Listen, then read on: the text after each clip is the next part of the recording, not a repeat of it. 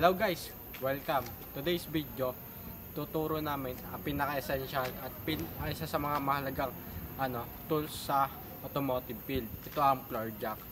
Ngayon, tuturo namin kung paano ito gamitin, anong function ito, at bakit ito importante sa automotive field. Ano nga ba ang floor jack? Ang floor jack ay isang mechanical na ginagamit para iangat ang isang sasakyan mula sa lupa. Kadalasan itong ginagamit para magpalit ng gulong, inspection, o sa ilalim ng sasakyan.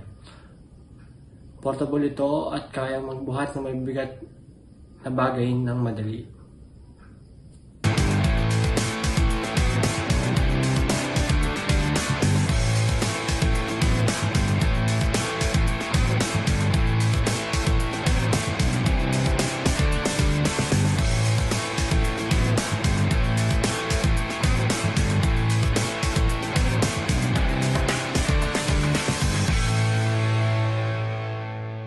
Paano nga ba gumagana ang floor jack?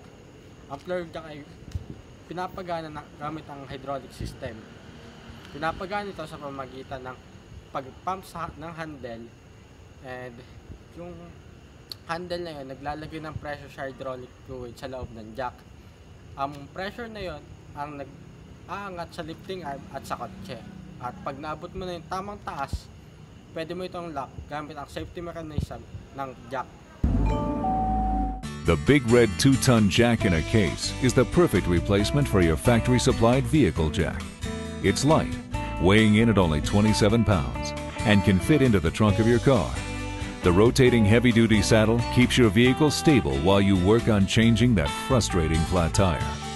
This value-priced jack has been factory-tested for reliability and has a built-in overload system to keep you safe while fixing your vehicle at the side of the road. Ano naman ang mga uri ng floor jack? Maraming uri ang floor jack na depende sa pangailangan na gagamitin. Ang pinaka-common na floor jack is trolley jack. Tulad dito, mas madalas itong gamitin sa mga professional settings. And ang sumunod namang halimbawa pa ng floor jack is scissor jack. Isa pa rin itong pinaka-common at madalas na dalhin o kasama sa mga car emergency kit dahil nagpapabilis to sa mga gawain pag nasa kalsada. Mga safety tips kapag gumagamit ng floor jack. Laging tatandaan, ang safety ay napakahalaga kapag gumagamit ng floor jack. Una, siguraduhin na nakalagay ito sa flat na surface. Palaging gumamit ng jack stands kapag naiangat na ang sasakyan para maiwasan ang aksidente. Huwag kailanman magtrabaho sa ilalim ng sasakyan, suportado lang ng floor jack. At siguraduhin ding maayos ang hydraulic fluid levels para maayos ang performance ng jack. Buuan, ang floor jack ay isang napakahalagang kagamitan para sa sino mang nagtatrabaho sa sasakyan. Ginagawang mas ligtas, mabilis at epektibo ang pag-angat ng kotse.